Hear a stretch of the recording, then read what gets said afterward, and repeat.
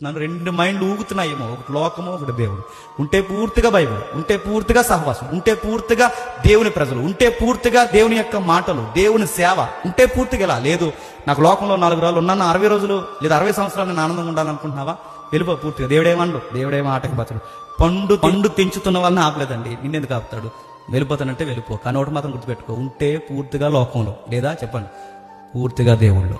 అటు ఇటు కాకుండా ఉన్నావో ఇస్కరియోతు యోధ, మరి చెప్తున్నాను, శిలువ ధ్యానాలు చదువుతున్నప్పుడు ఇస్కరియోతు యోధ అలాగే చచ్చిపోయాడు, పిలాతు అలాగే చనిపోతావు. నువ్వు అనుకుంటావు నేను ఈ కారణం వల్ల చనిపోతున్నాను, కానీ నేను అంటున్నాను నువ్వు ఏ కారణం వల్ల చనిపోతావు చెప్పనా? యేసు ప్రభువును తృణీకరిస్తే మరణం రకరకాల కారణాలు ఎదుర్కొంటుంది. ఆ కారణాలు ఏంటో తెలుసా? అది నేను మింగేయడానికి వస్తుంది. ఎందుకంటే పాపము గర్భము దాలిస్తే దానికి వచ్చే రిజల్ట్ చెప్పండి మరణం. అతి పెద్ద పాపం ఏంటో తెలుసా? అన్నీ తెలిసి యేసు ప్రభువును పక్కన పెట్టడమే చెప్పండి అతి పెద్ద పాపం.